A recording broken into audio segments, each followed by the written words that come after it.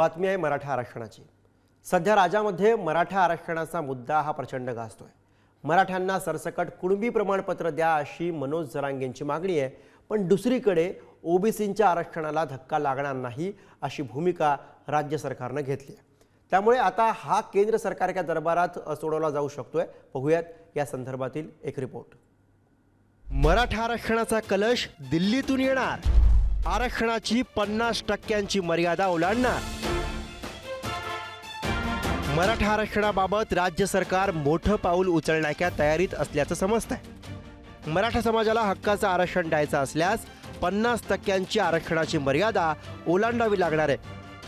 त्याचबरोबर मराठा समाजाला सामाजिक आणि आर्थिकदृष्ट्या मागास सिद्ध करावं लागणार आहे। त्यामुळे मराठा आरक्षण उपसमितीनं पावलं उचलण्यास सुरुवात केली आहे, ज्यामध्ये मराठा आरक्षणासाठी सर्वात मोठा अडसर ठरणार आहे 50% आरक्षण मर्यादा। इंदिरा साहनी खटल्यात 9 न्यायाधीशांच्या घटनापीठाने निर्णय देताना विशेष परिस्थितीचा 50% आरक्षण मर्यादा ओलांडण्यासंदर्भात पुनर्विचार होऊ शकतो असा निकाल दिला होता। त्यामुळे मराठा समाजाला आरक्षण देण्यासाठी तशी विशेष परिस्थिती सर्वोच्च न्यायालयामध्ये सरकारला सिद्ध करावी लागेल। दुसरा पर्याय म्हणजे इंदिरा साहनी खटल्याचा सर्वोच्च न्यायालयानं पुनर्विचार करावा लागेल। जर इंदिरा साहनी खटल्याचा पुनर्विचार करायचा असेल तर 11 न्यायमूर्तींच्या घटनापीठाने ही मर्यादा ओलांडण्यासंदर्भात बहुमतानं निर्णय देणं अपेक्षित आहे। मराठा समाजाला आरक्षण मिळण्यासाठीचा सर्वात रामबाण उपाय आहे घटना दुरुस्ती। केंद्र सरकारने घटना दुरुस्ती करून आरक्षणाची मर्यादा 50% न्यायला हवी। त्यासाठी मराठा आरक्षण उपसमिती दिवाळीनंतर दिल्लीला जाणार आहे। आता ही 50% मर्यादा ओलांडायची असल्यास केंद्र सरकारकडून प्रयत्न व्हावेत असं उपसमितीच्या बैठकीत ठरलंय। क्युरेटिव्ह पिटिशन संदर्भातील बाबींचा पाठपुरावा करण्यासाठी या ठिकाणी बैठक होणार आहे। आता दिवाळीच्या सुट्ट्या सुप्रीम कोर्टाच्या संपल्या की माननीय दादा आणि आम्ही सगळे मराठा आरक्षण उपसमितीचे मंत्री सदस्य आम्ही दिल्लीतल्या सिनियर काउन्सिल असतील, लॉ टीम असेल किंवा जे 3 रिटायर्ड जस्टिस लोकांचे एक सल्लागार मंडळ नेमले, आम्ही सगळेच दिल्लीला जाणार आहोत आणि क्युरेटिव्ह पिटिशनच्या बाबतीत ते कसं अधिक आपल्याला लवकर लावून घेता येईल, कसं लवकर लागेल आणि क्युरेटिव्ह पिटिशन आपल्या बाजूने कसं होईल याच्यासाठी जी काही कायदेशीर बाबी आहेत त्या सुद्धा पूर्ण करण्याची चर्चा निर्णय आजच्या बैठकीमध्ये झाला। मराठा आरक्षणासंदर्भात सरकार समोर असलेला पर्याय म्हणजे क्युरेटिव्ह पिटिशन, पण क्युरेटिव्ह पिटिशनमध्ये सरकारला फारसा स्कोप नसल्याचं सर्वोच्च न्यायालयाचे वकील सिद्धार्थ शिंदे सांगतात। पण आपण जेव्हा उपचारात्मक याचिकेत जातो तेव्हा नवीन काही डॉक्युमेंट तुम्ही आत्ताचा जोडू शकत नाही। जो सुरुवातीला आपण 2019चे जे डॉक्युमेंट आहेत त्याच्यावरच आर्ग्युमेंट होणार।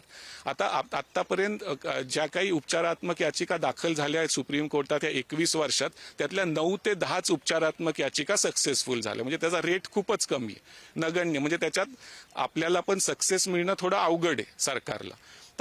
एकीकडे राज्यात मराठा आरक्षणाचा मुद्दा तापलाय, तर दुसरीकडे मराठा आरक्षणासाठी पंतप्रधान कार्यालयासमोर लोकतक्रार याचिका दाखल करण्यात आली आहे। सर्वोच्च न्यायालयाचे वकील डॉक्टर राज पाटील यांनी लोकतक्रार याचिकेमार्फत मराठा आरक्षणाचा प्रश्न मांडला। महाराष्ट्रामधील मराठा जातीचा कुणबी म्हणून ओबीसी मध्ये समावेश करावा। मराठा समाजाच्या ओबीसी मध्ये समावेशासाठी राष्ट्रीय मागास आयोगाला निर्देश द्यावेत। मराठा जातीचा 55 वर्षांचा अनुशेष भरून काढण्याच्या सूचना केंद्र सरकारने द्याव्यात। राज्य आणि केंद्र सरकारच्या सेवांमध्ये लाभ देण्यासाठी तरतूद व्हावी। मराठा जातीची उच्च आणि व्यावसायिक शिक्षणाची टक्केवारी, दरडोई उत्पन्न यासंबंधीची आकडेवारी सादर करण्याची सूचना द्यावी।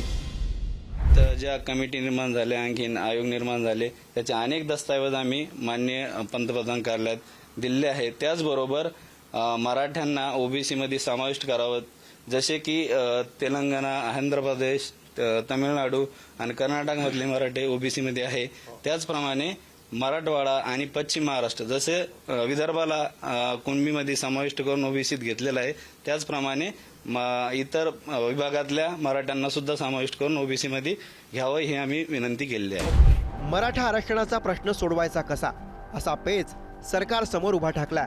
गेल्या 20 वर्षात सार्वत्रिक निवडणुकांच्या आधी काही महिने हा विषय सातत्यानं उफाळून येत आलाय। त्यावेळी राज्यकर्त्यांनी तात्कालिक उत्तर शोधली सुद्धा, पण प्रश्न कायम राहिला आणि म्हणूनच आता तात्कालिक पाणी शिंपडण्याऐवजी हे वादळ कायमस्वरूपी शमेल यासाठीची पावलं सरकारनं उचलायला सुरुवात केल्याचं दिसतंय. मराठा कुणबी प्रमाणपत्र वाटपासंदर्भात शिंदे समितीची महत्त्वाची बैठक मंत्रालयामध्ये पार पडली. या बैठकीला बड्या शासकीय अधिकाऱ्यांसह 8 जिल्ह्यांचे जिल्हाधिकारी, विभागीय आयुक्त हे उपस्थित होते. 24 डिसेंबरपर्यंत मराठा समाजाला कुणबी प्रमाणपत्र देण्यासंदर्भात प्रशासकीय यंत्रणा उभी करण्यावर भर देण्यात येणार आहे. सरकारचं शिष्टमंडळ 7 नोव्हेंबरला मनोज जरांगेंच्या भेटीसाठी संभाजीनगरला जाणार आहे. कुणबी प्रमाणपत्राबाबतचा लेखी टाइम बाउंड अहवाल यावेळी जरांगेंना देण्यात येईल. सगळ्या आतापर्यंतच्या कामाचा आढावा घेण्यात आला. मागील 3 वर्षांचा पण आढावा त्यांनी घेतला, म्हणजे न्यायमूर्तींनी आणि सचिवांनी. सगळे जे विभागीय आयुक्त आहेत ते याला उपस्थित होते, सगळ्या जिल्ह्यांचे जिल्हाधिकारी उपस्थित होते. तर संपूर्ण महाराष्ट्रामधून जो आढावा घ्यायचा तो त्यांनी घेतला आणि त्यानंतर मग आता नवीन कशा पद्धतीने आपल्याला जास्तीत जास्त पुरावे गोळा करता येतील याच्या संदर्भात आमची चर्चा झाली. चर्चा सकारात्मक झाली. नाही, आता त्यांनी जे आकडे सांगितले ते आताचे सांगितले, पण अजूनही नोंदी शोधणं चालू आहे आणि मोडी लिपी अभ्यासक जर वाढवले तर ह्या नोंदी आणखी सापडतील, त्यानुसार ते संख्या वाढेल कुणबींची. नाही, तसं स्टॅटिक्स आजच त्यांना सांगता येणार नाही. पूर्ण डाटा कलेक्ट झाल्यानंतरच ते त्यावर बोलतील. आज फक्त बैठकीचा एकच होता की सगळ्यांचं सकारात्मक दृष्टिकोन वाटला आम्हाला. हे सर्व प्रयत्न राज्य सरकार उपसमितीच्या माध्यमातून करताना पाहायला मिळत आहे. पण असं असलं तरी मराठा आरक्षणाचं उत्तर फक्त राज्यातून मिळणार नाही. केंद्र सरकारनं मनावर घेत प्रयत्नांची साथ दिली तरच मराठा आरक्षण शक्य आहे. त्यासाठी मराठा आरक्षणाचा कलश दिल्लीतूनच येणार असं म्हटलं तर वावगं ठरणार नाही. ओमकार वाबळे, शिवाजी काळेसह सूरज पुरावके, पुढारी न्यूज.